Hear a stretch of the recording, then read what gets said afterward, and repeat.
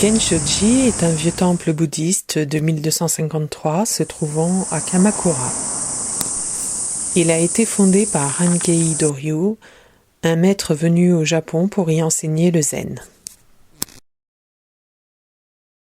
La grande porte Sanmon va vous impressionner par sa taille monumentale. Dans la partie supérieure sont conservées des statues de Shaka Nyorai et de ses 16 disciples Rakan, ainsi que 500 moines ayant étudié et s'étant élevés spirituellement dans ce temple. La magnifique Bunshō juste à côté de la porte est une vieille cloche de 1255 qui porte une inscription du fondateur du temple.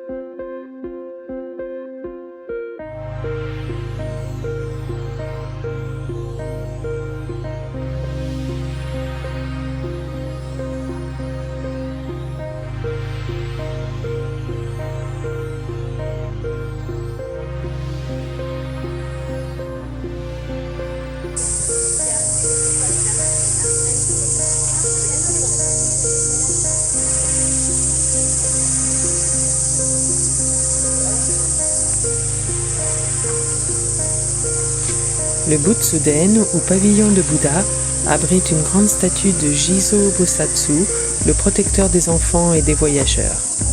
Le bâtiment date du XVIIe siècle.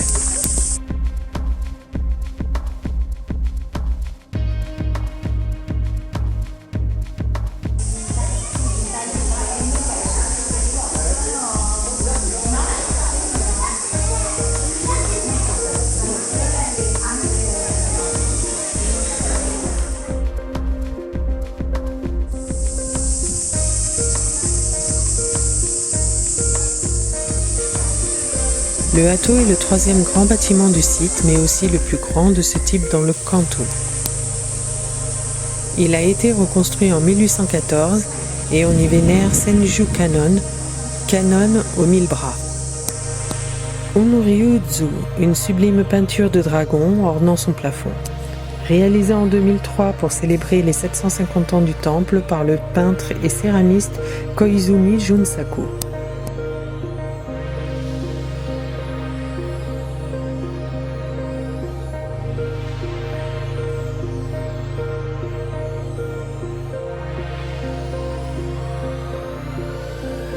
On y trouve une statue représentant Bouddha en cours de jeûne, caractérisée par son aspect décharné.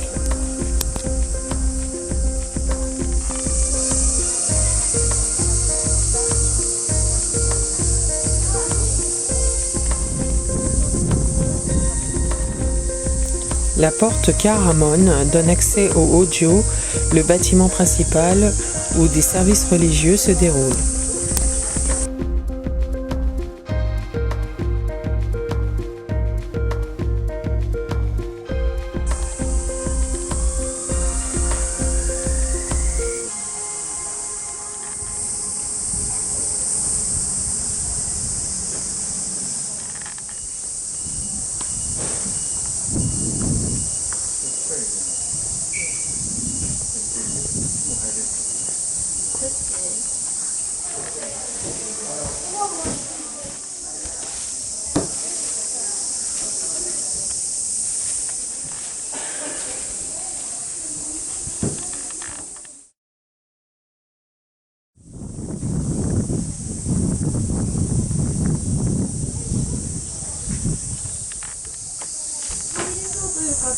On aperçoit une partie du jardin zen, un endroit calme et magnifique où j'ai pu ressentir un état de sérénité.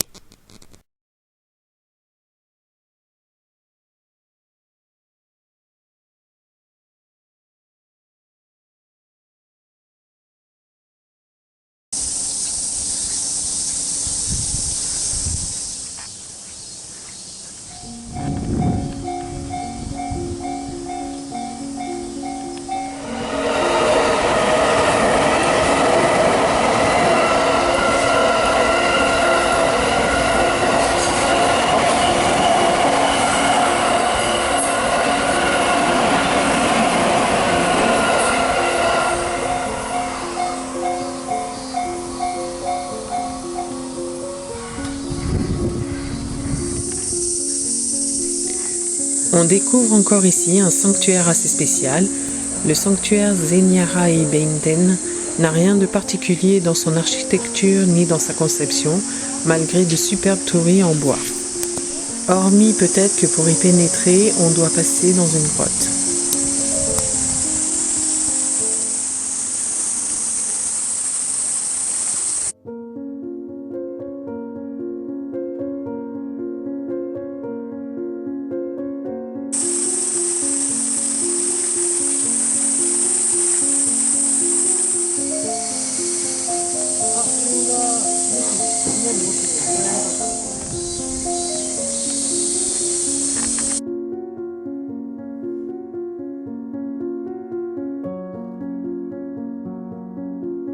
Non, la caractéristique particulière de ce sanctuaire est qu'il a une source d'eau magique. C'est un peu comme la fontaine de Jouvence, mais ici, ce n'est pas votre durée de vie que vous allez augmenter, mais plutôt votre compte en banque. En effet, il y a une vieille légende qui a été propagée par Hojo Tokiyori, ancien régent du shogun de Kamakura, et qui raconte que l'eau du sanctuaire multiplie l'argent qu'elle touche.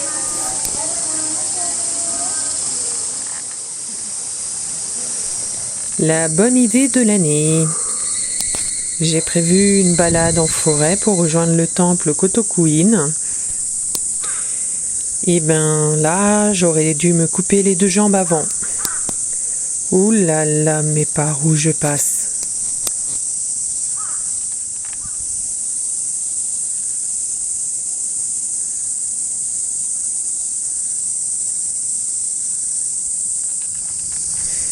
C'est plutôt une randonnée tout-terrain.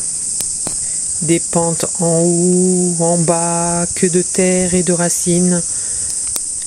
Les montées, je gère, mais les descentes, avec les falaises sur les côtés, Ah, je sais pas où je vais, mais j'y vais. J'ai réussi à pas me casser la gueule. Waouh! C'est pas une plaisanterie là, j'arrive de là-haut. Comment dire?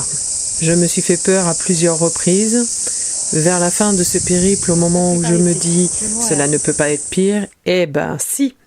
J'ai une descente mortelle, je dois me tenir à des cordes de fortune pour ne pas dévaler la pente. Passer par quelques centimètres de largeur près d'énormes rochers, toujours avec une petite corde. Je croise un groupe de touristes américains. Le guide me félicite d'avoir fait ce parcours et il m'explique que c'était le chemin que prenaient les samouraïs pour s'entraîner. Ils étaient fous. Et ceux qui ont envie de le faire en le sachant, aussi. S'il y avait eu un panneau, je serais parti par un autre chemin, cimenté cette fois.